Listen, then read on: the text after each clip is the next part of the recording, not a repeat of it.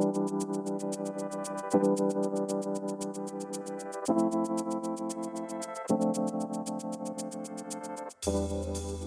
to the Factal Forecast, a look at the week's biggest stories and what they mean from the editors at Factal.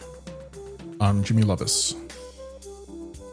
Today is September 4th, and in this week's forecast, we've got the earthquake in Afghanistan, Nepal and China holding a military drill, a confidence vote in France, some immigration protections expiring for Hondurans and Nicaraguans in the U.S., and the UN General Assembly session opening in New York City.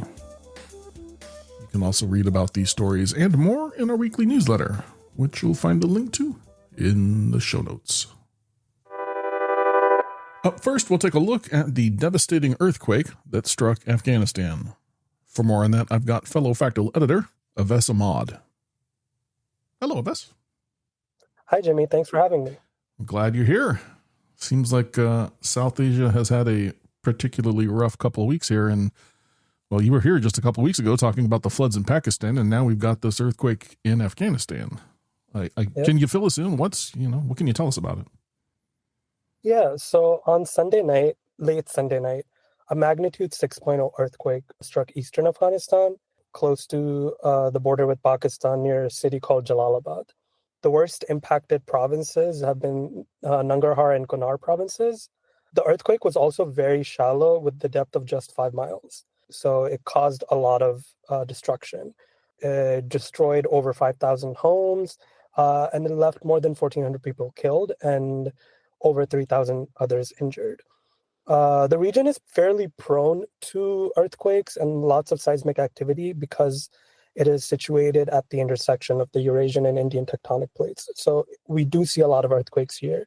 This one just happened to be particularly destructive and deadly. And what's the latest? There been any new developments? Yeah, so as tends to happen with earthquakes, there have been a lot of aftershocks, including a 5.5 on Tuesday. No injuries were reported from the Tuesday aftershock, but it did spook a lot of people, so close to a 6.0. As of right now, rescue work remains ongoing, but it has been made difficult for a variety of reasons, right? So you've got poor infrastructure and poor disaster management in the country, which is not really helped by a worsening economy since the Taliban takeover in 2021.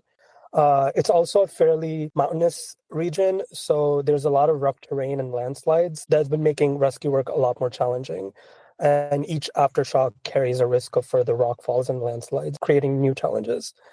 Also, a day before the earthquake, the Nangarhar province was struck by flash floods.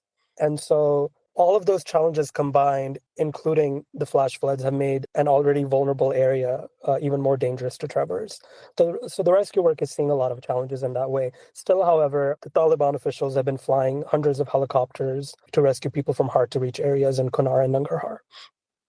What sort of reactions to the situation have you seen? Yeah, so there's been a lot of international response and a lot of aid pledges that we've seen. The UN Secretary General Antonio Guterres said that the UN teams are already deployed in the area. India has sent 1,000 tents to Kabul and 15 tons of food to Kunar with a pledge to dispatch more aid. The European Union has also pledged 1 million euros, which is about $1.16 million for quake relief, and plans to send 130 tons of emergency supplies. The UK will also be sending 1 million pounds for aid. United Arab Emirates and Pakistan have also dispatched relief goods, and others, including China and Iran, have also offered to send support and medical supplies. So there's been a lot of international support that we've seen. Well, considering all that, what do you think folks ought to be watching for next then? Yeah, like I mentioned, rescue work is ongoing, even though it's been made difficult for a variety of reasons. So we might see a jump in toll as people get to areas that have been hard to reach and actually rescue people from the rubble. Again, rough terrain, landslides, and flash floods are all making that very difficult, and aftershocks are continuing. But it's also really interesting to see such large international response for a country that the world more or less kind of turned away from since the Taliban takeover. So it would be interesting to see personally for me how the Taliban might use this as an opportunity to do some repair work in terms of diplomatic ties and stuff. I think that could be interesting to watch. Definitely. Well, Lovaas, we'll have to pause there for today. But as always, thank you for keeping an eye on the region for us and for getting us up to speed. Appreciate it. Thanks, Jimmy. Joint military exercises between Nepal and China will begin in Nepal on Saturday. They'll continue for 10 days with a focus on counterterrorism and disaster management. Nepal and China began holding annual joint military drills in 2017, though they were suspended temporarily during the coronavirus pandemic. Nepal regularly conducts exercises with not only China, but also India and the U.S. Nepal's defense ministry spokesperson said the drills are not targeted at any particular country. Now, while the exercise will likely go off without a hitch, Nepal remains in a precarious position, according to analysts. It's a country physically surrounded by superpowers India and China, and with the U.S. often interested in countering China's presence in the region. According to local media reports, around 150 personnel will participate in this exercise, though an exact location has not been disclosed.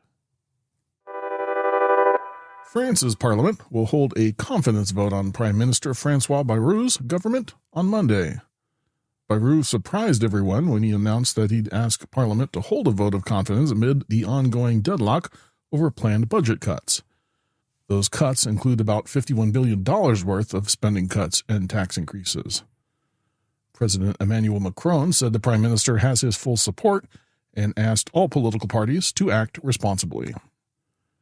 Now, the decision has driven France once again into a political crisis, with many fearing the country is heading to yet another snap election.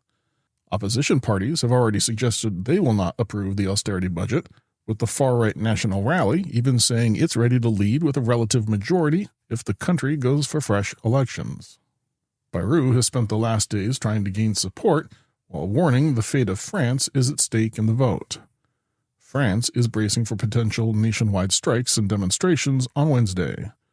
This instability also comes at the time when the country is bracing for new labor strikes on September 18th, during which members of 8 trade unions are expected to take part.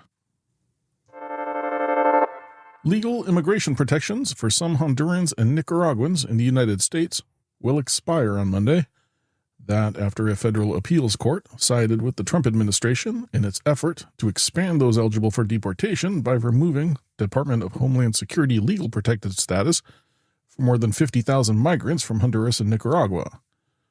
Trump had initially moved to remove temporary protected status for Hondurans during his first term in 2018, though the Biden administration reinstated the order. Now, temporary protected status for both nationalities were initially granted in the late 90s after Hurricane Mitch decimated Central America, killing more than 10,000 people. This means that many of those set to become eligible for deportation have lived in the U.S. for more than 25 years. The Trump administration has sought to remove temporary protected status for numerous nationalities, including hundreds of thousands from Ukraine, Haiti, and Venezuela, as part of its aggressive crackdown on immigration across the board. The United Nations General Assembly will open its 80th session on Tuesday at its New York City headquarters. The session will last 1 year and will be chaired by President-elect Annalena Baerbock, Germany's Federal Minister for Foreign Affairs. She's also the first woman of the Western European group to hold the post. The 80th session will run under the theme Better Together, 80 Years and More for Peace, Development, and Human Rights. Baerbock expressed the priorities for her presidency are making the organization more effective, advancing the 2030 Agenda for Sustainable Development, and making the Assembly a more inclusive forum. Now, the start of the new session takes place amid an ongoing deadlock at the UN Security Council over measures to end the wars in Ukraine and Gaza. The latter will be marked by an effort led by France, which includes Canada, Australia, and the United Kingdom and Belgium, to recognize Palestine as a state. Palestinian Authority President Mahmoud Abbas and 80 other Palestinian officials have been denied visas to attend the session by the U.S. government.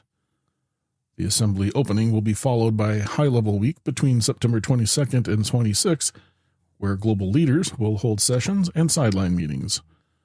The general debate will take place between September 23rd and 27th and on September 29th. As always, thank you for listening to the Factal Forecast. We publish our forward-looking podcast and newsletter each Thursday to help you get a jump start on the week ahead. Please subscribe and review wherever you find your podcasts, and we'd love it if you'd consider telling a friend about us. Today's episode includes work from Factal editors Vivian Wang, Jess Fino, Alex Moore, and Irene Viora. Our interview featured editor Awais Ahmad, and our podcast is produced and edited by me, Jimmy Lovaas. Our music comes courtesy of Andrew Gosby. Until next time, if you have any feedback, suggestions, or events we've missed, drop us a note by emailing hello@factal.com.